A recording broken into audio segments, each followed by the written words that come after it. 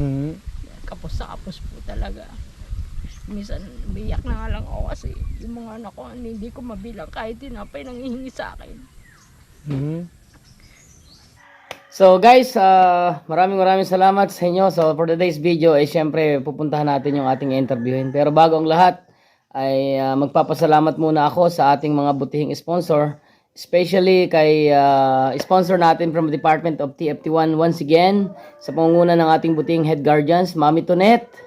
Maraming salamat po kasi naging kasangkapan po kayo ngayong araw na ito na makapagbigay ng tulong sa mga taong deserve. No? And maraming salamat kasi nandyan ka always bilang isang magulang nila. And also sa ating butihing crown leader, once again, kay Mami Dimple. Maraming salamat Mami Dimple kasi bago ka lang sa TFT pero pinakitaan mo agad kami ng mga The Good Samaritans or malasakit natin sa ating grupo. Thank you so much. Siguro ang tanging may babalik natin sa inyo is yung laging healthy ang inyong katawan at ilayo ka ni God sa anumang kapahamakan. Maraming salamat Mami Dimple kasi isa ka sa mga tumulong na malaking naibigay sa ating departamento, lalo na sa Department of TFT1 para sulong natin yung ating Good Samaritans through Friends Together na charity event. And also kay Mami Evelyn, maraming salamat and thank you so much Mami Evelyn kasi alam kong busy ka. Alam kong marami kang mga kung ano-anong mga pinagkakaabalahan. Maraming salamat po sa iyo. And also sa ating butihing head founders from Department of TFT1 once again. Maraming salamat kay Daddy Jake. Thank you so much Daddy Jake. Alam naman namin na napakabuti mong tao at alam din naman namin na isa ka sa mga mayroong Good Samaritans blood. Yan ika nga. So maraming salamat Daddy Jake. And ayan, especially maglugod din ako nagpapasalamat sa Team Vegetable sa pangunguna ng ating butihing mga founders, admin and muse, no. So yan, babanggitin natin kasi kung nakikita niyo yan sa bilog na yan, tigit sa lahat kung nakikita niyo diyan sa mismong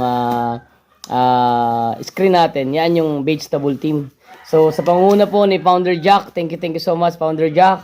Ayan, kay co-founder Jen, maraming salamat po. At kay Muse Jane, thank you so much po.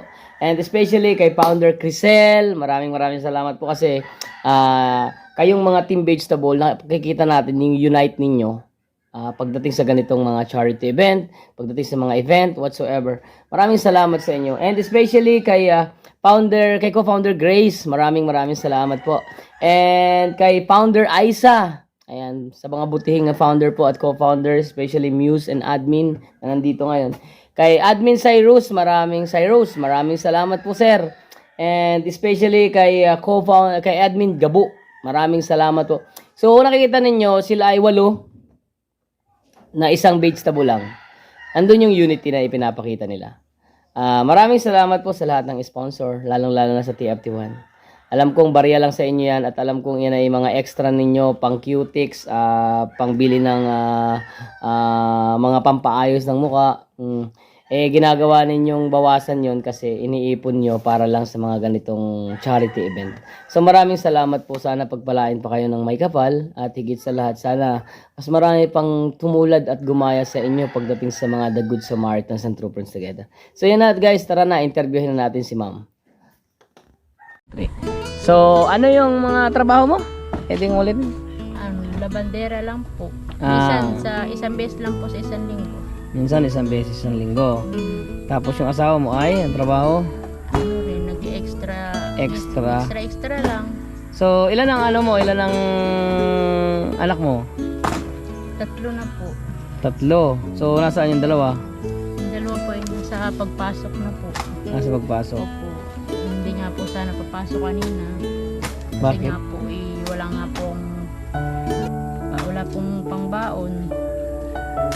Buti na lang may napadaan po na nakita yung 2 anak ko hindi papasok kasi nga po wala nga po baon. Sabi po niya ibibigyan niya daw po ng 15. So binigyan niya guys yung 2 anak niya is nakita ng kanyang kakilala or relative siguro na binigyan ng pambaon. Hindi sana papasok yung anak niya kasi nga walang pambaon. So pwede nang pumasok ng walang baon basta kumakain. Oo nga syempre nakaawa nga naman. So Sabagay, nakakaawa nga naman pag halimbawa titingin-tingin siya sa mga kaklase niya. Kaya, yun. So, itong dalawang mag-asawa na to guys is lumalaban ng patas. Maayos ang ano kasi hindi sila yung mga nanluloko ng kapwa para lang mabuhay. Sila kahit alam natin sa tinatawag nating kapos or tinatawag nating normal na buhay, hindi marangya, eh nagagawa nilang lumaban ng patas. Yun ang pinaka-the best sa lahat, yung lumaban ng patas at higit sa lahat hindi hindi nang gagago, hindi nang lalamang sa kapwa. So siguro itong duyan na to is baka palitan natin, kaya lang pag December na siguro, kung ay kaso malaki na yan. So siguro 7 months na po. Kung pwede lang sana sa December, bibigyan ko siya ng pamasko ng duyan na maganda. Pero kung merong mga butihing sponsor ng TFT family, especially kay duyan, magkano yung ganyan duyan? Bigay lang ba yan? Bigay baka sa dosen ng bata na yata nakaduyan dyan, kaya wasak-wasak na yan. Anyway guys, siguro kaya tayo nagpa-interview sa kanya kasi gusto kong malaman ninyo yung pamumuhay niya talaga. And then gusto ko makita nyo rin para at least kahit pa paano. So anong masasabi mo sa aming grupo na ikaw yung napili namin na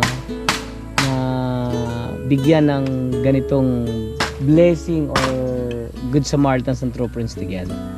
Ano yung masasabi mo? Ay, maraming salamat po kasi kami po yung napili nyo. Sa totoo lang po, talagang nag-aano po kami ng taong tutulong po talaga sa yung mahingan po talaga ng tulong namin sa ganitong kalagayan. Kahit nga po pang negosyo sana, gusto po sana namin humingi ng tulong po kasi nga po wala nga po kaming trabaho parehas, lalo na yung asawa ko extra ang alam po minsan. Kapos sa kapos po talaga.